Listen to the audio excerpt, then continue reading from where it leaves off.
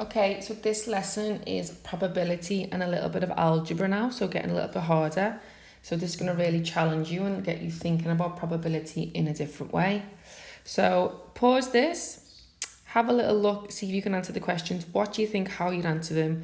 And I'm going to go ahead and do it now. Okay, so we've got Milo and Millie both sit there driving 30. The probability of passing the test is higher than the probability of failing the test. So straight away, we know that one of them is going to be bigger than the other.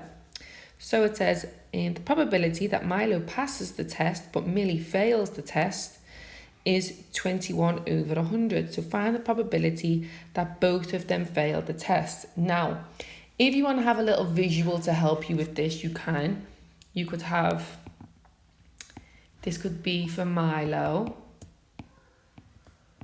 and this could be for Millie. Okay, and you've got pass, fail, pass, fail, pass, and then fail. Okay, so the only thing it gave me is the probability that Milo passes. So we get a little highlighter, and then Millie fails. It's just told me that this is 21 out of 100.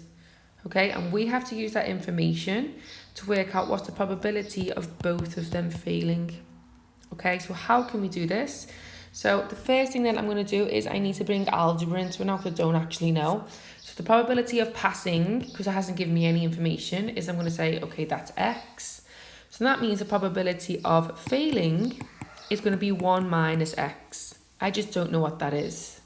Okay, so in this question, they've multiplied them two probabilities together.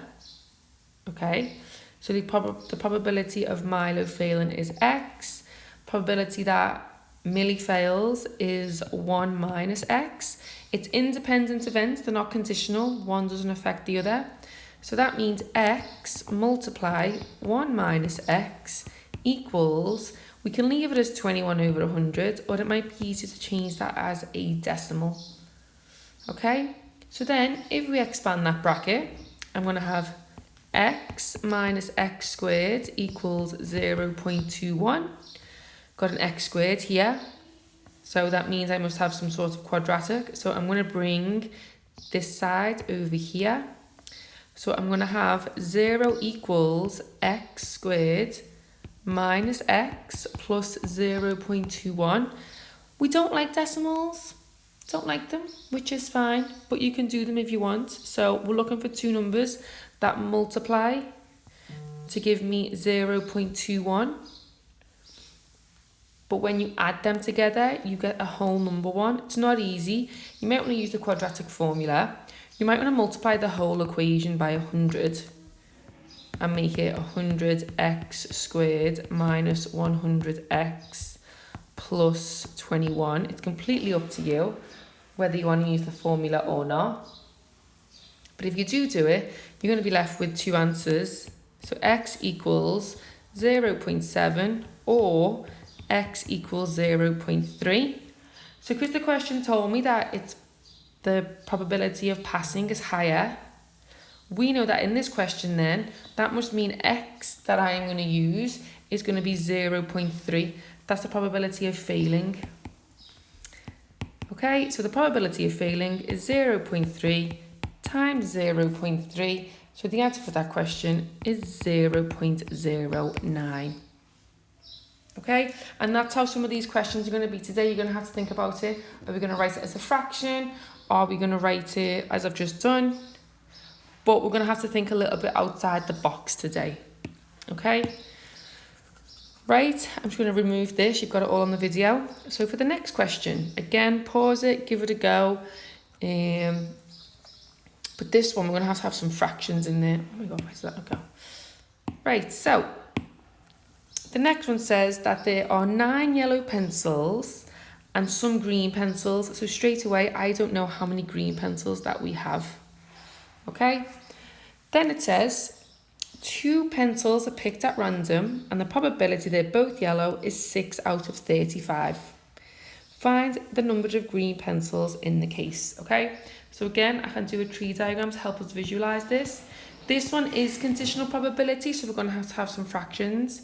So we've got yellow, green, yellow, green, yellow, green. So we know that there is 9 yellow, but we don't know what the total number is. We have no idea, okay?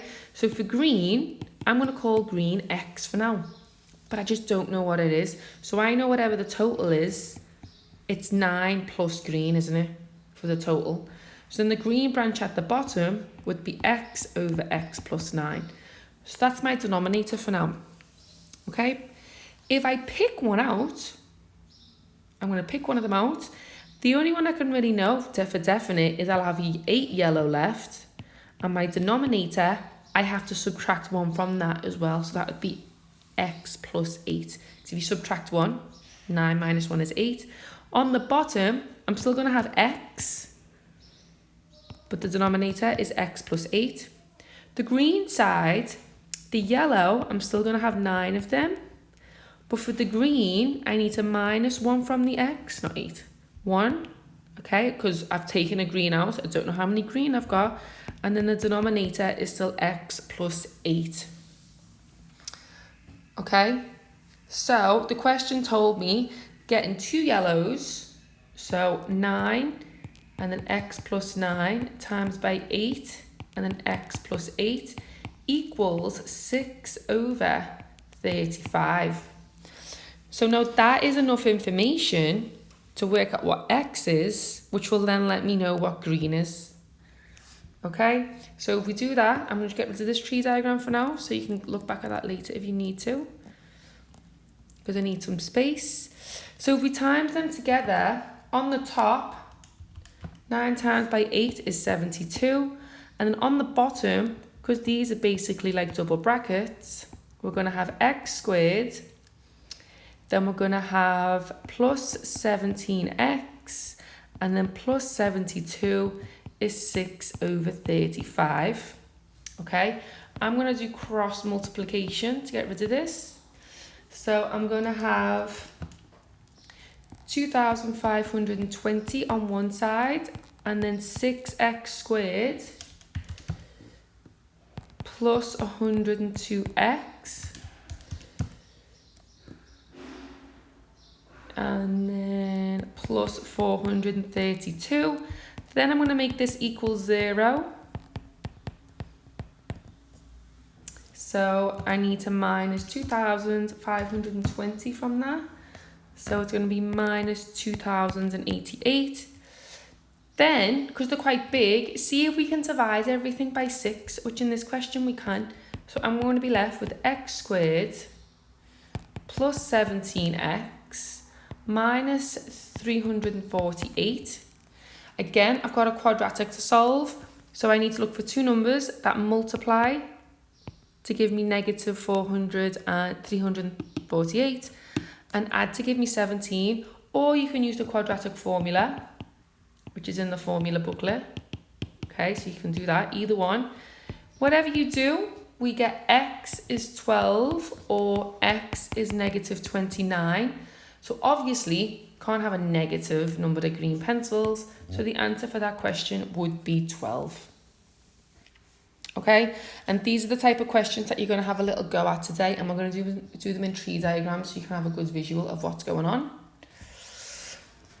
Right, so there's the answers for them as well, nice, neater than mine. Right, we're going to go and try two more questions then, and then you can have a little go at it. So if you need to, you can pause it. If not, we can, I'm going to go straight ahead and do it. So the first question, there's X balls in a bag, and 11 of the balls are white and the rest are orange. Okay, so we know that white is 11, orange is going to be X minus 11.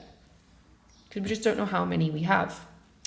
Okay, two balls are chosen at random from the bag, and the probability the first ball chosen is white and the second ball chosen is orange is 77 over 300. Okay, if you want to do a tree diagram to visualize this, not a problem. So white, orange, white, orange, white, orange.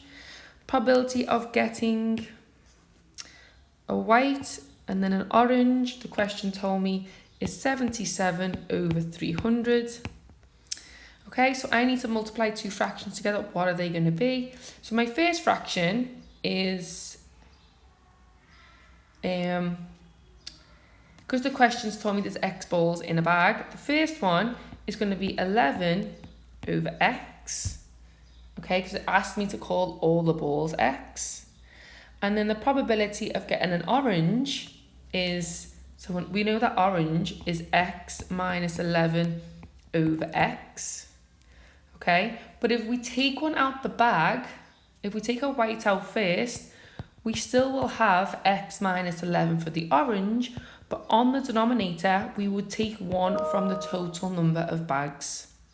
Okay, and then they're the two things that we're going to add together. So let me just get rid of the bottom of this so I've got some space. So 11 over x times by x minus 11 over x minus 1 is 77 over 300. So if we multiply them out, on the top we're going to have 11x minus 121.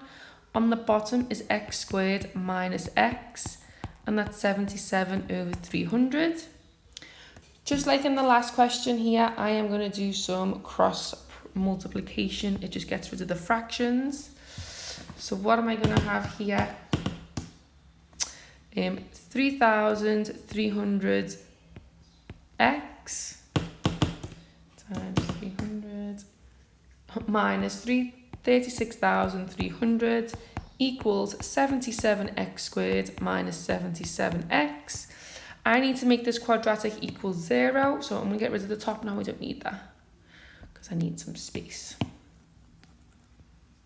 Okay, so 0 equals 77x squared, 77 minus 3,300.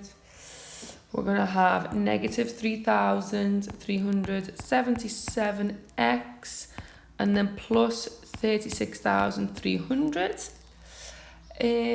So if you can't factorise or divide by 77, you're going to have to use the quadratic formula again, which should be fine. So remember, minus b plus or minus the square root of b squared minus 4ac all over 2a.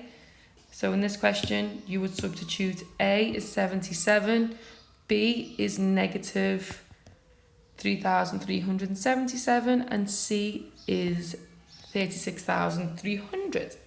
If you do that, you will be left with x is 25 or x is 132 over 7.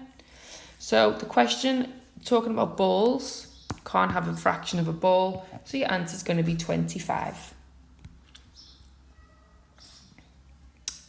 Right, I'm going to do one more then, and then you can go ahead and do the worksheet. If you think that's enough, you can go and do the worksheet now that I've put on Google Classroom. Right, but the next one, a jar contains only orange sweets and lemon sweets. So orange, lemon. There is one more orange sweet than there is lemon sweets. Okay. So let's say that the lemon sweets I'm going to call X. And the orange sweets, so the orange have one more, so that's going to be X plus 1. Right, the two sweets are chosen at random from the jar, and the probability of choosing 2 lemon sweets is 11 over 50. Okay, so in the tree diagram, we're looking at the bottom. So the fraction here is I have X lemon sweets, and then in total, I need to add these together for the denominator, don't I? So it's 2x plus 1. If I take a lemon sweet out, top of that fraction is going to be x minus 1, and the bottom of that fraction, if I subtract 1 from the denominator, we're just going to be left with 2x. So these are the two things that I need to multiply together. If you want to finish the tree diagram off just for the visual, I will. So on the top is going to be x plus 1 over 2x plus 1, because that's for the orange. If you take an orange out, you're going to be left with just x on the top and 2x on the bottom. Them x's are going to cancel out, so it's going to be a half, isn't it? On the bottom bit, if you still have x for the lemon, and that'll be over 2x, which makes sense, they'd be 50-50. And then for the lemon over here, you'll still have, for orange, x over it plus 1, and that would be over 2x. But for this question, we need to multiply this together and this together. Okay? And I'm going to do that at the top, so I'm going to get rid of the rest for now. So I need to do x over 2x plus 1, and I need to multiply that by x minus 1 over 2x, and that is going to equal 11 over 50. And the question wants to know, what are the number of lemon sweets in a jar? Hate the way it does that. Right, so if I multiply the top out, I'm going to have x squared minus x on the bottom, 4x squared plus 2x, and that equals 11 over 50. To get rid of that fraction, I am going to just do some... What am I going to do? Some cross product. Okay, let's do that. So 50x squared minus 50x equals 44x squared plus 22x. I'm going to make this equal 0. So 0 will equal, do the side instead so no confusions. So 6x squared, and then we've got negative 27x is 0.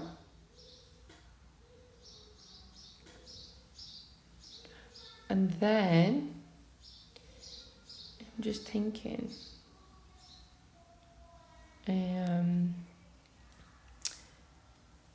what am I thinking? I can factorize this. So I've got x, and then inside is 6x minus 27 equals 0.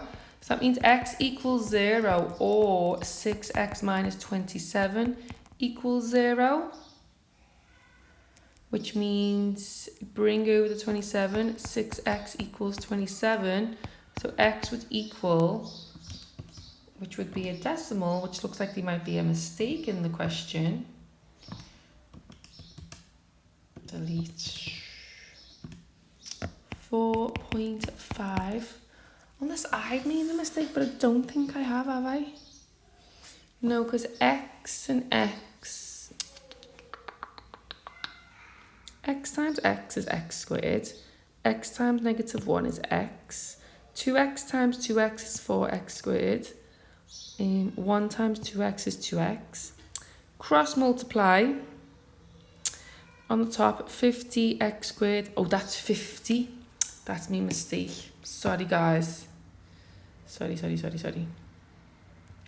50x, isn't it? My mistake. And then 44x squared plus, what was that? 22x. So then I'm going to have 6x squared, and then that's going to be negative 72x. That's better. Is 0. So I'm going to have 6x minus 72 is 0. So x equals 0, or x equals 72 divided by 6, which for that question is going to be 12. And that's your answer for that bit. Sorry I made a little mistake. I times by 5 and not 50.